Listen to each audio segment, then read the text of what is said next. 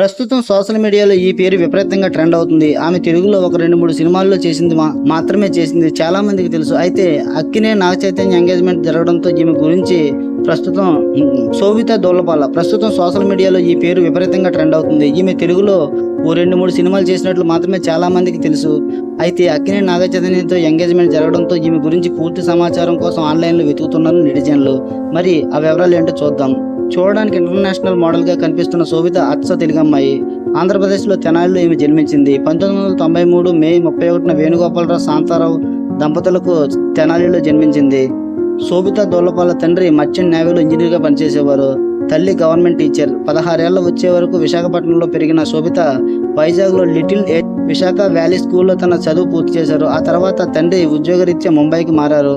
అక్కడ Mumbai university HR కాలేజీలో commerce and economics complete చేసింది. ఆమె సాంప్రదాయక నృత్యమైన భరతనాట్యం, కూచిపూడిలో కూడా శిక్షణ తీసుకున్నారు. శోభిత దూళ్లపాల మొదట ఒక మోడల్ గా తన కెరియర్ ను మొదలుపెట్టారు. 2013లో ఫెమినా మిస్ ఇండియా పోటీల్లో పాల్గొని Femina miss India earth 2013 title ను గెలుచుకున్నారు.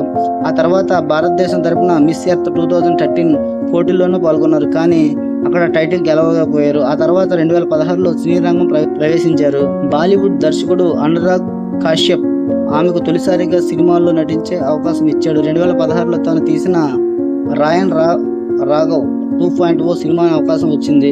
ఆ తర్వాత అనేక సినిమాల్లో శోభిత అవకాశాలు దక్కించుకున్నారు. తెలుగులో ఆమె అడవి శేషుతో కలిసి గూఢాచారి, మేజర్ వంటి సినిమాల్లో నటించారు. ముఖ్యంగా పొన్నియిన్ సెల్వన్ సినిమాలో మంచి పేరు తెచ్చుకున్న శోభిత ఆ తర్వాత Hindi web series the night manager లో అనిల్ కపూర్ భారీగా నటించారు. మంకీ మ్యాన్ అనే అమెరికన్ సినిమాల్లో నటించారు. అంతేకాకుండా ఇటీవల ప్రభాస్ నటించిన కల్కి సినిమాలో కూడా శోభిత భాగమైంది. అందులో దీపికా పదుకొనే వాయిస్ ఇచ్చింది. ప్రస్తుతం టాలీవుడ్, బాలీవుడ్ లో, హాలీవుడ్ లోనూ వరుస అవకాశాలు దక్కించుకుంటుంది. నాగ చైతన్య శోభిత రిలేషన్ గతంలో వైరల్ అయింది. వాళ్ళిద్దరూ కలిసి బయటకు వెళ్ళినప్పుడు కొన్ని ఫోటోలు లీక్ కావడంతో రిలేషన్షిప్ లో ఉన్నారని నెటిజన్లు భావించారు. వాళ్ళిద్దరు నిశ్చితార్థం జరుగుతుందని సోషల్ మీడియాలో గత 2-3 రోజులుగా న్యూస్ వైరల్ కావడంతో శోభిత గురించి శోధించే వారు సంఖ్య పెరిగిపోతుంది. మొత్తానికి వీరిది నిశ్చితార్థం జరిగిందని నాగార్జున గారు అధికారికంగా ప్రకటించి శుభాకాంక్షలు తెలియజేశారు. దాంతో ఫ్యాన్స్, అభిమానులు, తెలుగు ప్రజలంతా ఆనందం వ్యక్తం చేశారు. Thanks for watching. Please subscribe.